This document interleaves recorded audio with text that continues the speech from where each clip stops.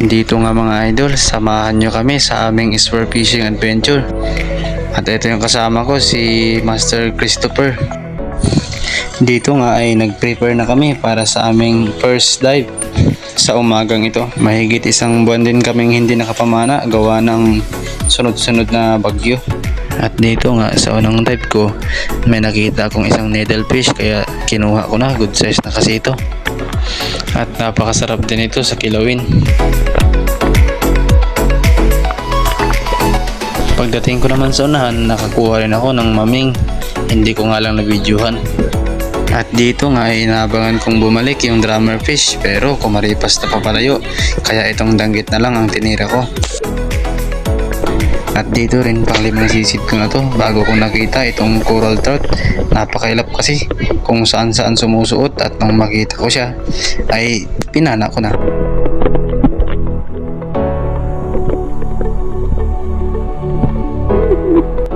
Tuwang-tuwa nga ako dito dahil ito pala ang pinakamalaking coral trout na nakita ko dito sa spot namin.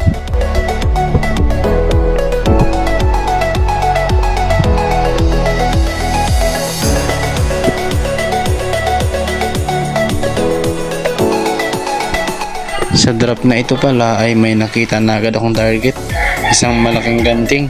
Kaya ayun, tatargetin natin, susubukan nating tirahin.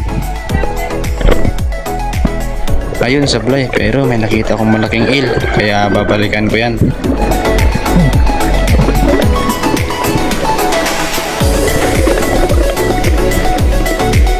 Dali-dali kong tinawag ang aking kasama para siya ang titira sa malaking eel na nakita ko. Pero sa unang sisid niya, nagtaguan, kaya tinuro ko niya ang solution. Ewan ko lang kung naintindihan niya yung senyas ko.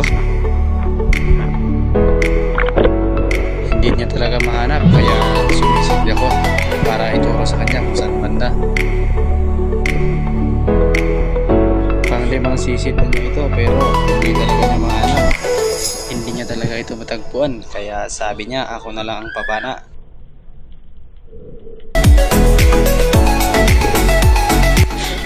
Alanganin akong tirahin ng malaking eel na ito.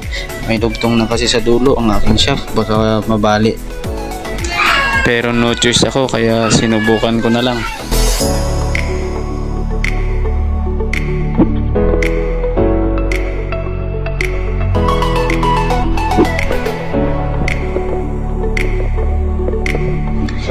At pagkababa ko nga dito ay inilawan ko agad. Andito lang pala yung malaking eel. Yun sa pool. Sumunod bala ang aking kasama para i-second shot at i-secure ang isda. Ang ganda sa pakiramdam sa ganitong eksena. Secure talaga ang isda dahil nandyan agad yung mag-second shot.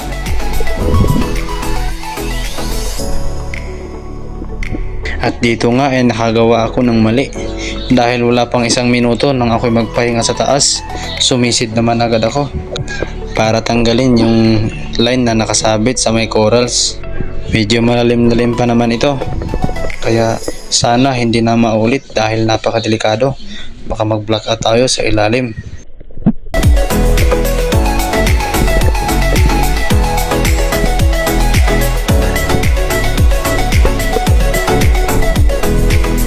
At dito nga'y secure na ang isda. Malaki pala ito, umabot ng 2 kilo mahigit. At nahirapan pa ako sa pagpatay dahil napakadulas at napakakunat ng kanyang balat.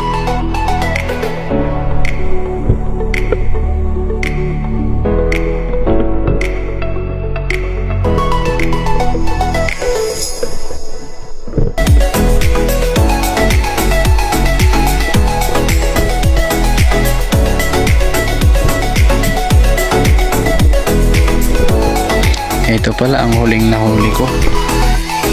Malaking kulambutan. Sobrang taba niya.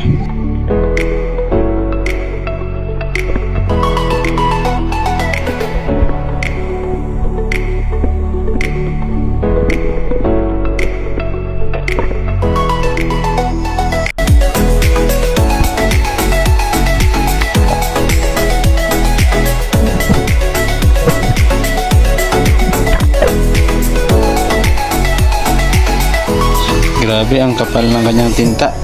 Para ng maitim na usok sa ilalim ng dagat.